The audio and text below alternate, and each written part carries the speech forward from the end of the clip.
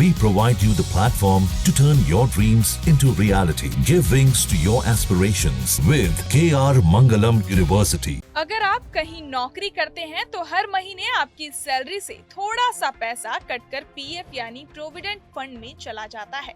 ये पैसा आपकी बुढ़ापे की जिंदगी के लिए बचा कर रखा जाता है। सिर्फ बचत ही नहीं, आगे चलकर इसी पीएफ से आपको पेंशन भी मिल सकती है, लेकिन इसके लिए कुछ जरूरी बातें ध्यान में रखनी होती हैं। अगर गलती से आपने पीएफ का पूरा पैसा निकाल लिया तो पेंशन पाने का मौका भी चला जाएगा। अब समझिए कि पीएफ में पैसा जमा कैसे होता है। आपकी बेसिक सैलरी का 12% हिस्सा हर महीने पीएफ में जाता है और आपकी कंपनी भी उतना ही पैसा देती है, लेकिन कंपनी का पूरा पैसा आपके अकाउंट में नहीं आता। उसमें से 8.33% ईपीएस यानी एम्प्लॉय पेंशन स्कीम में जाता है और 3.67% ईपीएफ यानी एम्प्लॉय प्रोविडेंट फंड में। अब ये ईपीएस वाला हिस्सा ही आगे चलकर आपको पेंशन दिलाता है। अगर आपने इस हिस्से को निकाल लिया है तो पेंशन नहीं मिलेगी। अक्सर लोग जब नौकरी छोड़ते हैं या कहीं और काम शुरू करते हैं तो अपना पूरा पीएफ निकाल लेते हैं। उन्हें लगता है कि ये उनका जमा पैसा है, लेकिन वो ये भूल जाते हैं कि ईपीएस का पैसा पेंशन के लिए जरूरी है।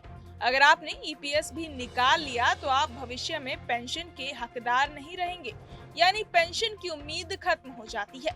इसलिए बहुत जरूरी है कि जब भी पीएफ निकालने की बात आए तो सिर्फ ईपीएफ वाला हिस्सा निकालें और ईपीएस को वैसे ही छोड़ दें। ईपीएफओ यानी प्रोविडेंट फंड ऑफिस का साफ नियम है, अगर आपने कम से कम 10 साल तक पीएफ में लगातार पैसा जमा किया है और ईपीएस को नहीं छुआ है तो 50 साल की उम्र के बाद आप पेंशन के लिए आवेदन कर सकते हैं। ये पेंशन आगे चलकर आपके लिए बड़ा सहारा बन सकती है, खासकर उस वक्त जब आप काम नहीं कर रहे होंगे। अब बात करते हैं एक अच्छी खबर की।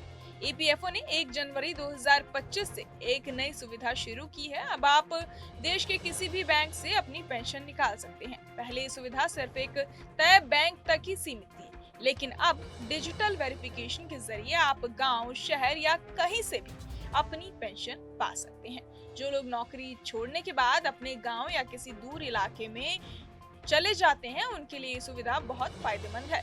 तो कुल मिलाकर अगर आप चाहते हैं कि रिटायरमेंट के बाद भी आपकी आमदनी बनी रहे और जिंदगी आराम से कटे तो ईपीएस के पैसे को हाथ ना लगाएं। पीएफ से पैसा निकालने की जरूरत हो तो सिर्फ ईपीएफ से निकालें। ईपीएस को छोड़ देने से ही आपकी पेंशन की राह खुली रहेगी। थोड़ा सा ध्यान और समझदारी आपको भविष्य में बहुत बड़ी परेशानी से बचा सकती है, इसलिए पीएफ से जुड़ा कोई भी फैसला सोच समझ कर लें। बहरहाल इस पूरी खबर को सुनकर आप क्या कुछ सोचते हैं हमें कमेंट बॉक्स में जरूर बताएं और बाकी तमाम खबरों के लिए सब्सक्राइब करें न्यूज नेशन। जहां भक्ति है हर शब्द में, कथाओं में छुपे हैं दिव्य रहस्य और ज्योतिष देता है जीवन को दिशा। धर्म से जुड़ी हर बातों को जानने के लिए हमारे चैनल स्तुति को सब्सक्राइब करें। चैनल पर जाने के लिए इस लिंक पर क्लिक करें।